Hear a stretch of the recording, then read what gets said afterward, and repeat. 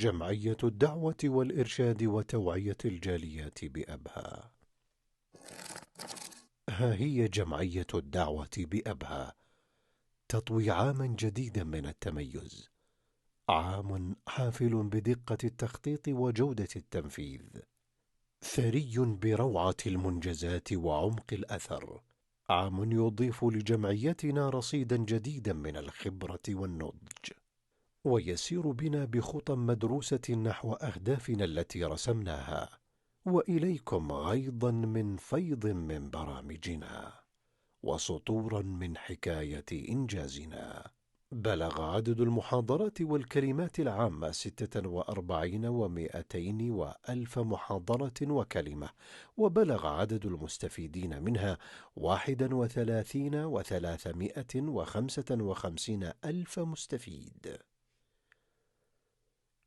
وتم تقديم محاضرات في السنة النبوية وعددا من الدروس العلمية والندوات، بلغ عددها 1 و200 و2000 درس، وبلغ عدد المستفيدين منها 78 و277 ألف مستفيد. وظفت الجمعية التقنية في تقديم كثير من مشاريعها ضمن برنامج الدعوة الإلكترونية، ونفذت عددا من الأنشطة الدعوية القيمية والأسرية المعتمدة من الوزارة، بلغ عددها 11 و300 وألف نشاط، وبلغ عدد المستفيدين منها 78 و277 ألف مستفيد. وفرت الجمعية مصليات متنقلة تم تجهيزها بما تحتاجه من فرش وأنظمة صوتية وخزان للوضوء، قدمت خدماتها في الحدائق والمتنزهات وملاعب كرة القدم والأماكن العامة، وقد بلغ عددها 42 و600 مصلى، وبلغ عدد المستفيدين منها أكثر من 365 ألف مستفيد. قدمت الجمعية محاضرات في الأمن الفكري، بلغ عددها 100 محاضرة، وبلغ عدد المستفيدين منها أكثر من 5000 مستفيد. وضمن مشروع التواصل الدعوي مع الجاليات تم تنفيذ 68 و600 برنامج، وبلغ عدد المستفيدين منها 22 و820 ألف مستفيد.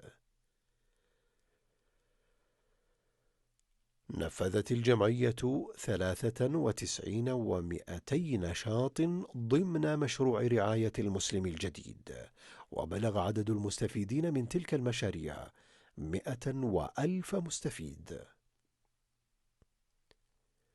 كما قامت بتوضيح المفاهيم الإسلامية للجاليات من خلال تنفيذ 28 و800 آلاف نشاط، وبلغ عدد المستفيدين منها 79 و823 ألف مستفيد.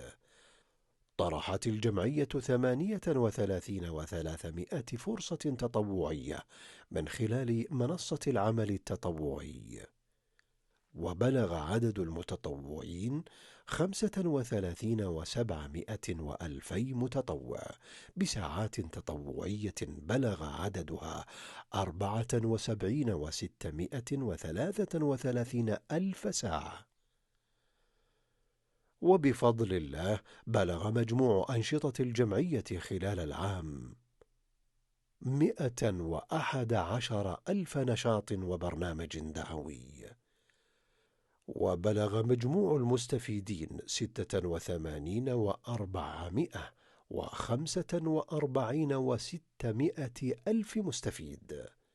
بلغ عدد الذين أعلنوا إسلامهم بحمد الله هذا العام 82 و600 مسلم جديد، ليصل عدد المسلمين منذ افتتاح الجمعية إلى 34 و807 آلاف مسلم جديد، فلله الحمد والمنة. جمعية الدعوة والإرشاد وتوعية الجاليات بأبها، بالدعوة نحيا.